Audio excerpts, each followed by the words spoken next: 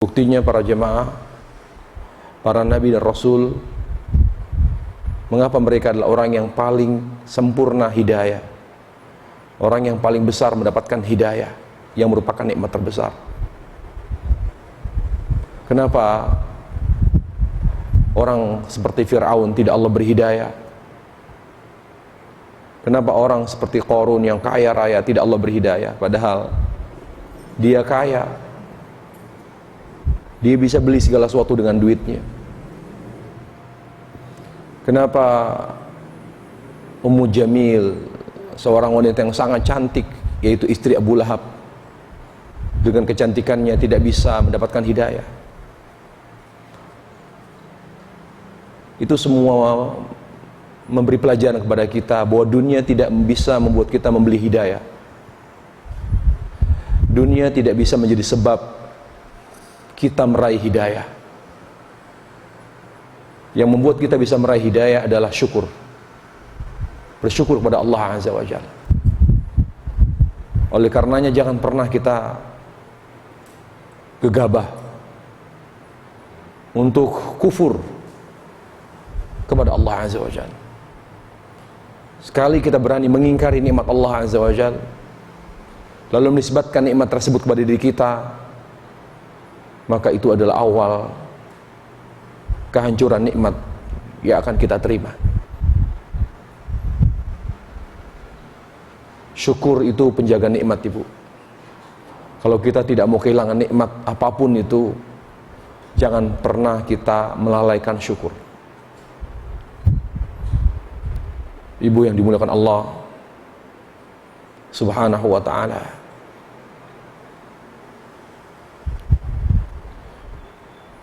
pada kesempatan yang berbahagia ini, di majelis yang dicintai Allah serta diberkahinya insyaallah,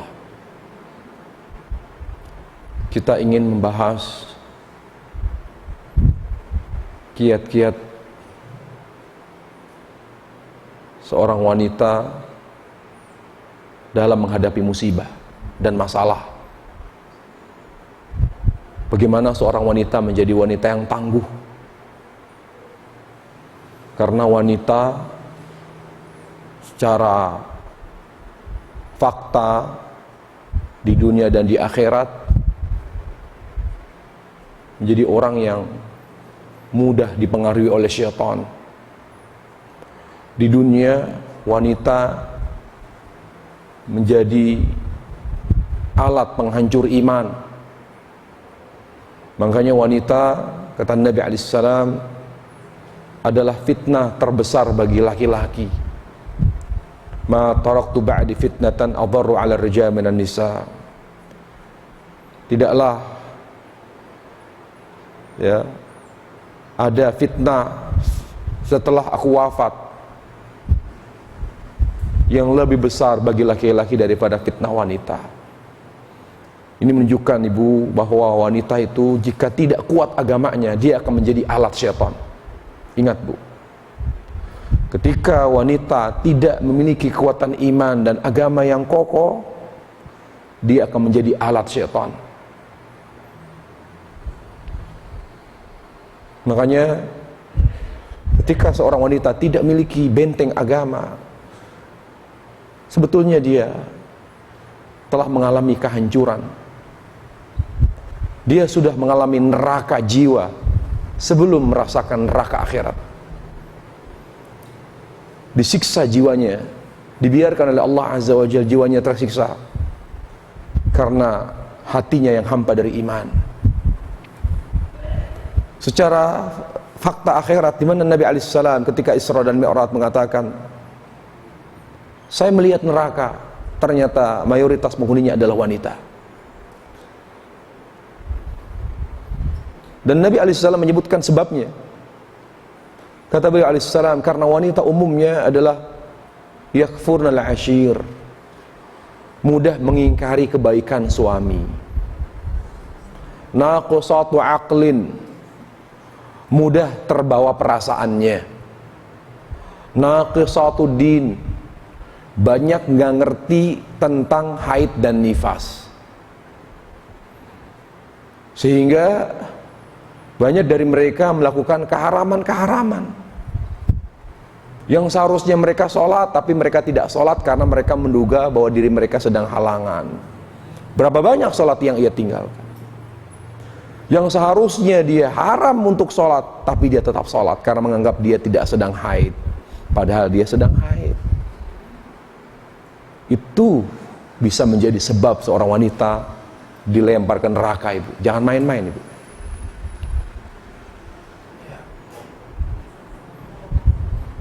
Ibu yang dimuliakan Allah Subhanahu wa ta'ala, seorang wanita harus tangguh, karena kenyataannya wanita itu lemah hatinya, jiwanya. Makanya wanita tidak boleh jadi pemimpin karena dia lemah, ya, jiwanya. Seorang pemimpin itu harus memiliki jiwa yang kuat. Sehingga Nabi alaihissalam mengatakan, ya, ketika mendengar Raja Persia mengangkat anak perempuannya menjadi putra mahkota atau pangeran atau putri, ya, atau putra mahkota, putri mahkota yang akhirnya akan menjadi raja, maka Nabi sallallahu alaihi wasallam mengatakan, ya, la yuflihu qaum walau amruhum imra'ah. Tidak akan pernah selamat kaum yang mengangkat wanita sebagai pemimpin mereka. Itu kenyataan, ibu. Kodratnya wanita tidak boleh jadi pemimpin tertinggi. Kalau pemimpin perusahaan nggak ada masalah. Itu bukan masalah imamah, bukan masalah kepemimpinan. Kalau perusahaan itu bukan pemerintahan, tapi pemimpin wilayah. Makanya, bu, kalau mau diangkat jadi RT jangan mau, bu. Pusing, bu. Nanti suruh ini suruh itu, pusing, nangis. Padahal baru ngurusin RT, bu. Apalagi RW, lurah, camat, Allahu Akbar. Ya, bu, ya. Apalagi ibu nih udah berjilbab suruh ngurusin 17 Agustus gimana, bu? 17-an, pusing, bu. Ya, bu, ya. Sumbangan kurang, ibu harus cari dana kurangnya berapa. Ya, terus mau ngadain bola, main bola pakai apa? Pakai sarung, pakai gamis. Aduh, ini gamis dari mana lagi? Ya pinjem dari ibu, kata dia. Jadi pakai gamis kita, mentang-mentang RT-nya perempuan, jadi pakai gamisnya perempuan gitu. Jadi banyak lagi masalah yang lain, bu. Ya, kembali lagi, ibu Allah Subhanahu wa ta'ala. Dengan segala, ya,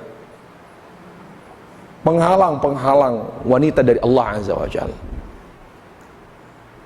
maka wanita itu harus tangguh, harus kokoh imannya.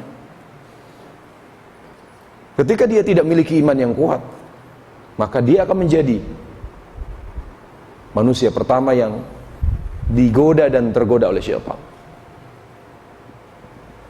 Nah, salah satu bentuk ketangguhan seorang wanita, ya, adalah tangguh dan tabah di saat menghadapi musibah. Di saat menghadapi musibah, meskipun bersabar menghadapi ujian yang tidak mengenakan itu lebih ringan, bu, dibanding bersabar menghadapi nikmat. Bersabar menghadapi nikmat agar tetap bersyukur itu lebih berat. Jadi ujian kenikmatan lebih berat daripada ujian kesulitan. Betul nggak, bu?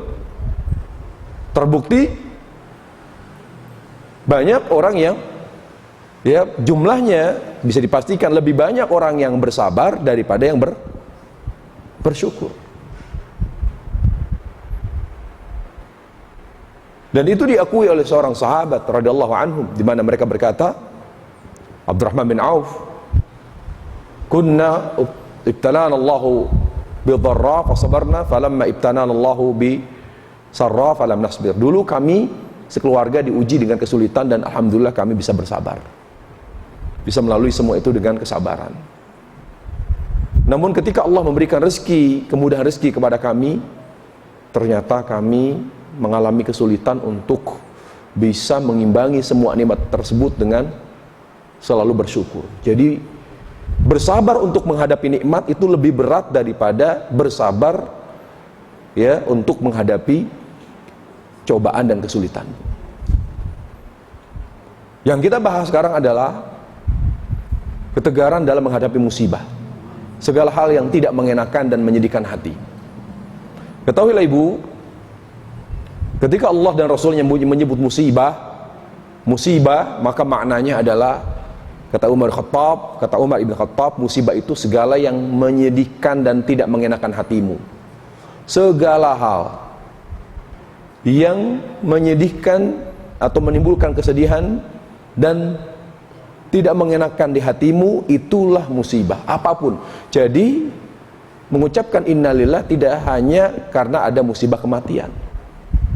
Ketika ibu kehilangan dompet, ibu ucapkan innalillah. Ketika ibu sedang mengalami apa saja yang tidak mengenakan dan menimbulkan kesedihan, ucapkan innalillah. Jadi musibah itu bukan hanya musibah kematian. Ya, seperti itu. Nah, jangan pernah kita lepas dari istirja, mengucapkan inna lillahi wa inna ilaihi raji'un di saat kita sedang tertimpa musibah, apapun bentuk dan macam musibah tersebut. Nah, berikut ini ibu, kiat-kiat agar seorang wanita tabah, sabar dan kuat dalam menghadapi musibah, yaitu kiat-kiat sabar. Pertama, kita di saat menghadapi ujian dan cobaan yang berat bu, apapun bentuknya dan macamnya, kita harus yakin dan sadar bahwa apa yang sedang kita alami itu adalah takdir Allah. Kalau kita menyadari ini takdir, lalu yang mengatur takdir kita yang maha penyayang, maka akan membuat kita akan berbaik sangka. Kepada siapa? Kepada Allah. Apapun yang sedang kita alami sekarang, misalnya ujian dan cobaan, musibah, itu takdir.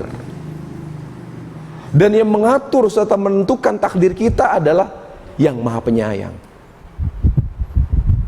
Justru ini bentuk rahmat Allah kepada kita. Ini adalah bentuk kasih sayang atau bukti kasih cinta Allah kepada kita. Makanya kata Nabi alaihissalam, jika Allah mencintai hambanya, maka Allah akan menimpakan kepadanya ujian yang banyak lagi bertubi-tubi. Jadi ujian yang banyak itu sebetulnya bukti cinta Allah, bu. Bagi seorang mukmin.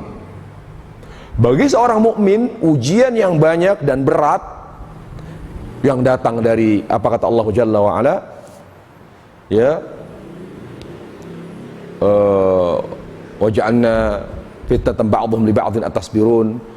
Kadang ujian itu datang dari anak, kadang dari suami, kadang dari keluarga, kadang dari karyawan, orang yang bekerja dengan kita, kadang ujian datang dari teman, sahabat, dari manapun. Ya, maka apa?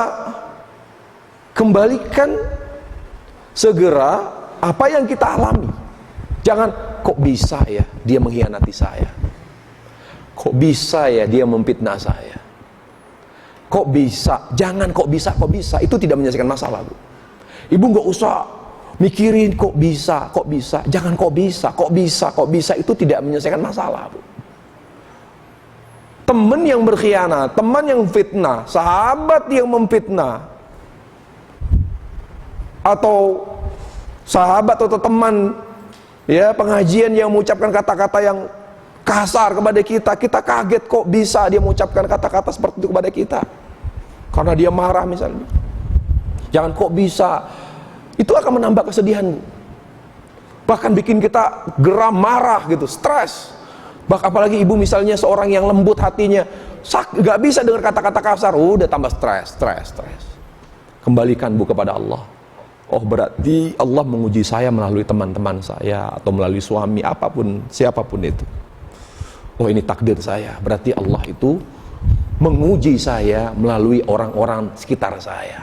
Kembalikan ke takdir. Berarti Allah sayang sama saya.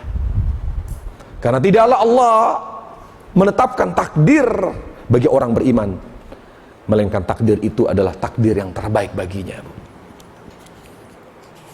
Kemudian yang kedua, agar kita sabar, terutama ketika kita diuji oleh Allah kehilangan sesuatu atau seseorang. Ketika kita mengalami ujian kehilangan sesuatu atau seseorang, sesuatu itu yang abstrak, misalnya kehilangan yang buat kita sedih, apa saja, ya nggak mesti barang, bisa juga sesuatu yang abstrak, misalnya yang tidak konkret, ya, atau kehilangan seorang yang kita cintai. Maka cara atau tips agar kita tidak terpuruk jiwa kita ketika kita mengalami kehilangan adalah sebagaimana Allah katakan, inna lillah. Apa makna inna lillah, bu? Kami semua milik Allah. Pelajarannya apa dari ayat itu? Yaitu Allah katakan inna lillah, bahwa kita semua adalah milik Allah. Artinya kita kalau ingin kuat dan tabah ketika kita kehilangan sesuatu atau seseorang yang kita cintai, yaitu caranya jangan pernah merasa memiliki. Sedih kita, tadinya sehat, sekarang stroke. Sedih saya, kenapa ya Allah? Kembalikan nikmat sehat itu kepadaku ya Allah. Aku pengen beribadah lagi ya Allah seperti dulu. Jangan sedih bu, sehat itu milik Allah loh. Marah kita, kenapa engkau enggak kembalikan lagi aku seperti dulu ya Allah? Engkau normalkan, kenapa kita bertanya? Allah tidak boleh dipertanyakan perbuatannya bu.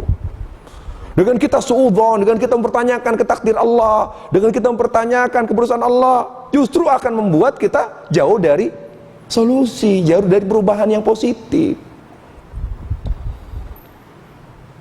Jadi kalau kita ingin kuat kehilangan sesuatu atau seseorang, jangan pernah merasa memiliki. Jangan biarkan apapun dan siapapun masuk ke dalam hati kita. Yang ada di hati kita hanya Allah. Yang ada di hati kita hanya Allah tabaraka wa ta'ala. Itu bentuk keyakinan dan akidah seorang muslim, bahwa saya adalah milik Allah dan saya hanya cinta kepada Allah. Sedangkan anak saya ini titipan Allah, suami saya, harta saya bukan milik saya. Inna lillah. Banyak orang yang stres, ya, kebakaran, stres, gila, habis harta bendanya, atau meninggal anaknya, stres. Kenapa sampai stres? Dan mempengaruhi ibadahnya. Kalau dia sedih namun tidak mempengaruhi ibadahnya kepada Allah, kewajibannya sebagai seorang hamba Allah, sholatnya sampai nggak mau sholat. Kenapa?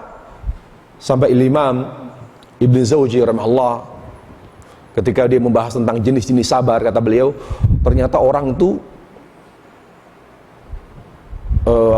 banyak orang yang tidak bisa sabar dengan sabar yang sempurna, sabar yang sesuai dengan kehendak Allah. Karena Allah Azza wa Jalla ketika menyebut sabar, kata beliau, itu mencakup sabar dalam ketaatan, sabar dalam meninggalkan maksiat, dan sabar menghadapi ujian dan cobaan. Jadi kalau orang hanya sabar menghadapi ujian, itu bukan sabar. Bahkan sabar yang paling berat adalah sabar untuk tetap taat kepada Allah, itu paling berat, bu. Kalau sabar menghadapi ujian, cobaan, orang kafir, bu, itu banyak yang kuat dan tabah loh, bu. Padahal baru kemarin meninggal keluarganya, tapi kuat biasa saja. Bahkan kita lebih lemah mungkin. Justru yang paling berat dan yang paling tinggi derajatnya di sisi Allah, yaitu sabar untuk tetap taat kepada Allah, terutama di zaman yang penuh dengan penyimpangan dan kerusakan ini. Kalau ibu tetap baik, menjadi tetap soleha, ya wanita yang benar-benar hijrah kepada Allah, kembali kepada Allah. Di saat semua wanita telanjang, semua wanita nggak peduli dengan agama, perhatiannya terhadap dunia, tapi hanya ibu yang betul-betul eksis tetap, ya komitmen kembali kepada Allah. Sabar, justru itu sabar yang indah. Beliau cerita, dulu di zaman saya, ternyata sabar itu tidak mudah ya, kata beliau. Ada seorang kakek laki-laki berumur, seorang kakek atau seorang laki-laki berumur 80 tahun. Dia tidak pernah absen sholat jamaah di masjid. Setiap Allahu Akbar, bahkan sebelum azan dia sudah berada di masjid. Selalu rajin sholat sunnah. Artinya dia dikenal di tengah masyarakat seorang kakek yang ahli ibadah.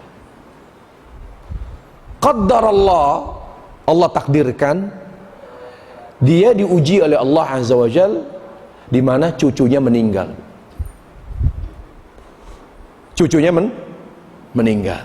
Lihat, sabar itu harus mencakup 3 hal tadi. Sabar terhadap ketaatan dengan tetap sabar menjalankannya, sabar dari maksiat dengan tetap meninggalkannya, dan sabar untuk siap menghadapi ujian dan cobaan. Takdir Allah. Nah, si kakek ini sabar dia untuk taat. Buktinya sebelum azan dia sudah berangkat sholat sunnah, yang nggak semua orang bisa seperti itu.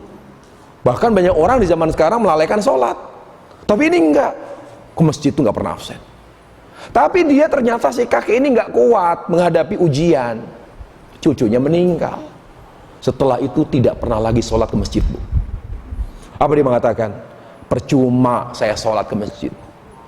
Selama ini berarti ibadah saya, amal saya tidak dihargai oleh Allah, tidak dihargai oleh yang selama ini saya sembah, kata dia. Percuma saya sholat. Sejak itu dia tidak pernah sholat. Berarti dia apa? Dia beribadah bukan kepada Allah, Bu. Bahaya, Bu. Makanya bagaimana ibadah kita memberi pengaruh positif terhadap jiwa kita? Bagaimana caranya, Bu? Bu, caranya agar ibadah kita, ngaji kita, sholat kita membuat jiwa kita semakin kuat dan tabah. Pertama, jangan mengerjakan apapun, jangan mengamalkan amalan apapun, Bu, kecuali karena Allah. Karena ikhlas itu ibarat akar. Ibu ini, ibu ya, ibu ngaji, ibu sholat, ibu apa, itu ibaratnya apa? Ingin memperindah ya daun dan buah supaya buahnya itu banyak, ya, buahnya manis. Jadi kita ini sedang berusaha ya memperindah amal kita. Tapi apa arti pohon ya dengan daun yang lebat, bagus ya, subur, kemudian buah yang manis, yang ranum, tapi itu ternyata bawahnya itu akarnya sudah terancam rusak, Bu. Akhirnya itu nggak lama, Bu. Jadi kelanggengan amal yang baik itu hanya bisa ditopang dengan ikhlas. Ikhlas. Datang jangan ngaji kecuali karena Allah. Jangan sholat kecuali karena Allah. Jangan melayani suami kecuali karena Allah. Jangan melakukan apapun, Bu, kecuali karena Allah. Itu akan membuat kita akan selalu di atas kebaikan. Terus. Kenapa? Karena jiwa kita dikuatkan oleh Allah. Yang kedua, hayati dan fokus setiap kita beramal. Setiap kita beramal, melakukan apapun, hayati. Total. Jangan setengah-setengah. Fokus. Karena Allah Azza wa Jalla mencintai amal yang dilakukan dengan fokus, dengan khusyuk. Dengan khusyuk. Innallaha yuhibbu al-'abda idza 'amila 'amalan ayutqinah. Allah itu suka seorang hamba kalau beramal itu fokus, penghayatan. Ibu kalau bikin teh jangan pikir kemana-mana, akhirnya bukan gula yang ditaruh malah garam, Bu. Suami coba, gimana Mas? Enak, enak kata dia. Enak matamu kata dia. Kamu kemana pikiranmu? Saya itu minta teh manis bukan teh asin kata dia. Loh, memang rasanya gimana nih? Rasain kamu nih. Rasain. Astagfirullahaladzim, maaf Mas. Makanya kalau bikin teh pikirannya jangan kemana-mana. Kenapa dia sampai naruh garam? Karena nggak fokus gitu lah. Itu kasus teh loh, Bu. Fokus. Kenapa orang nggak fokus ketika dia sedang dirundung masalah? Karena kurang pasrah, Bu. Orang yang terganggu pikiran dan jiwanya ketika sedang bermasalah, sampai dia salah masak aja gosong, Bu. Kenapa? Karena dia tidak pasrah, dia kurang menyerahkan urusannya kepada Allah. Dia menganggap, saya masih mampu kok ya Allah, ntar ya Allah kalau udah kepepet, udah mentok baru saya serahin ke kau ya Allah ya, gitu. Itu sebenarnya bahasa tubuh kita mengatakan itu. Padahal seorang hamba jangan pernah menahan semua urusan hidupnya. Katakan, qul inna salati wa nusuki wa mahyaya. Katakan, sungguhnya salatku, sembelihanku, seluruh ibadahku, hidupku, matiku. Jadi kita ini hanya ikhtiar, Bu. Tapi mikirin masalah, mikirin urusan bukan urusan kita, bukan wilayah kita, bukan domain kita, Bu. Kitanya ikhtiar, tapi mikirin, jangan. Kita nggak boleh mikirin. Nggak boleh mikirin, ya Allah, pikiran. Padahal mikirin itu tidak menyelesaikan masalah, Bu. Kalau berpikir untuk mencari solusi, itu lain. Tapi kadang-kadang perempuan ya, namanya perempuan mikirin, ya Allah kenapa, terus diurus sampai ke belakang. Kenapa saya punya suami kayak gitu, kenapa saya milih dia, padahal dulu saya banyak yang ngelamar saya. Loh kenapa sekarang lu punya anak 10 udah mikirin kenapa sama dia mau. Masa mau mundur ke belakang? Akhirnya masalah gak selesai, perubahan gak ada, tapi apa akhirnya? Malah jiwanya tergoncang, jiwanya terganggu, kemudian malah penyakit, Bu. Sebetulnya tidaklah jiwa kita terbebani oleh beban masalah dan mempengaruhi ke dalam sikap, perilaku kita, sampai semangat hidup kita jadi semakin merosot dan berkurang. Itu sebabnya karena kita kurang bertawakal dan berserah diri kepada Allah, Bu. Coba kalau ada masalah, kembalikan langsung kepada Allah. Oh iya, ini adalah takdir Allah, ini adalah kehendak Allah. Ya Allah, saya pasrah kepadamu ya Allah. Tahu nggak, Bu? Pasrah itu di Al-Quran bahasanya bukan pasrah loh, Bu. Terkadang Al-Quran mengatakan wa fawwadtu ufawwidhu amri ilallah, saya serahkan urusan saya kepada Allah.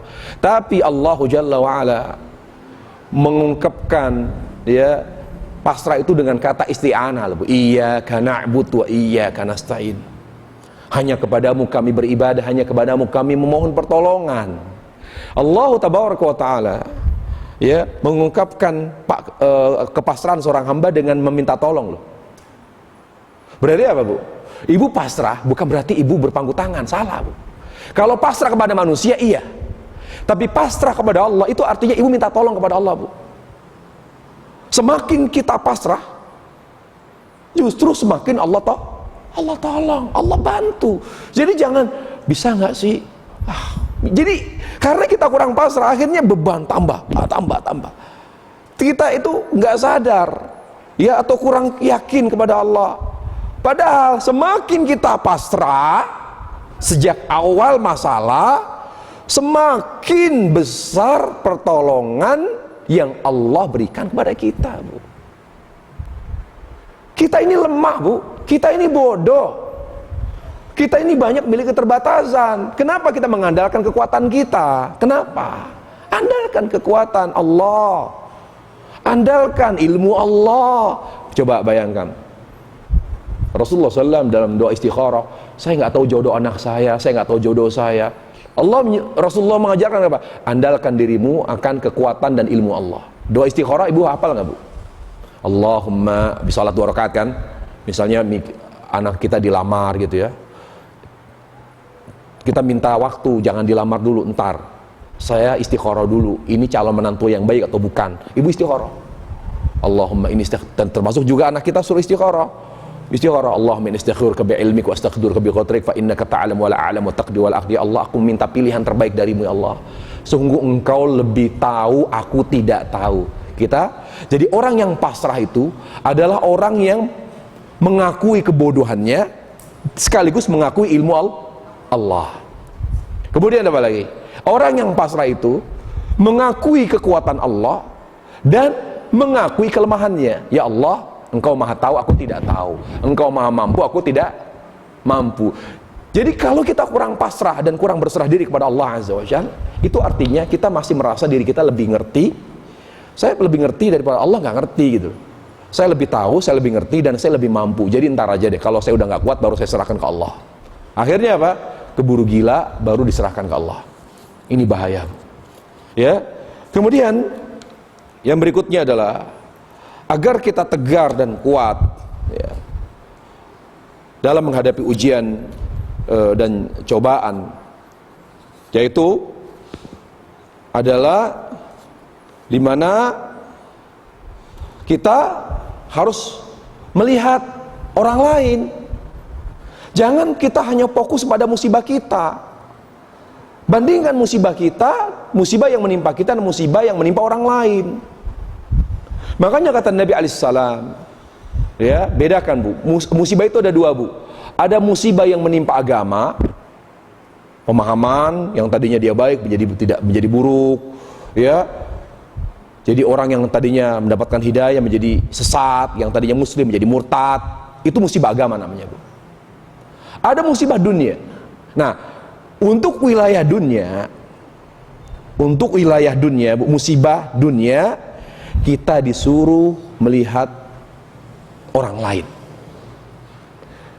Ya, untuk musibah. Kenapa kita, ya Allah, kenapa engkau tega?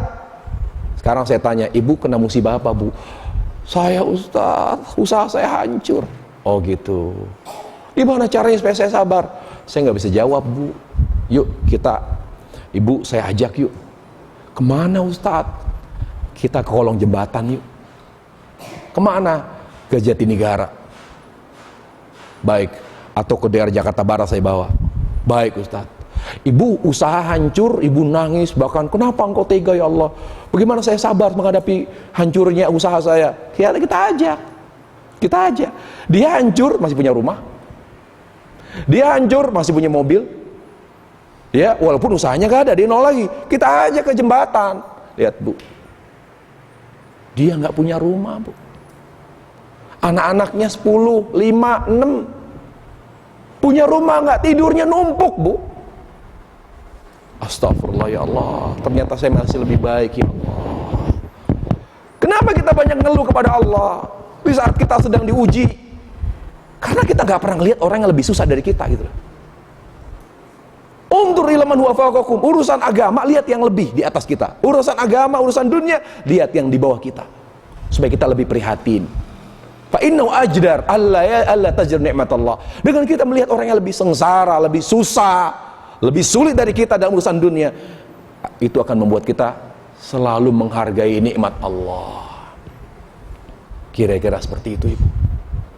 Ibu, saya mohon maaf, saya nggak bisa lanjut, Bu, karena saya harus ke Blok M, ke Gandaria. Karena kan sebetulnya kan katanya Rumil itu setiap Rabu ya. Paling nggak itu mukadimah lah, insyaallah. Ini sebagai kata-kata pengantar, jangan banyak-banyak juga Bu ya, nanti Ibu sedih, saya sedih Bu, ya Bu ya. Mungkin diantara kita ada yang sedang di masalah, sedang diuji oleh Allah. Paling enggak itu tips, nanti kita lanjutkan insyaallah di pertemuan berikutnya, jika Allah izinkan insyaallah. Karena waktunya mepet, saya hari ini banyak sekali acaranya. Dan ke Gandaria, tahu sendiri ya, ini kan ujung sana berapa, mungkin paling ya saya butuh setengah jam lah insyaallah ya, dengan motor insyaallah. Baik, saya mohon maaf segala kekurangan, khilafan saya, bila ada kata-kata saya yang kurang berkenan, saya mohon maaf. Ibu ya, saya kira saya minta pertemuan kita ini adalah mukadimah saja, bukan kajian sesungguhnya. Insyaallah kajian kita di hari Rabu ya. Baik, insyaallah semoga Allah memberikan taufik kepada kita. Wassallallahu wasallam mubarak ala Muhammad wa ala alihi wa sahbihi wasallam. Subhanakallah bihamdika asyhadu an la ilaha illa anta astaghfiruka wa atubu ilaik. Assalamualaikum warahmatullahi wabarakatuh.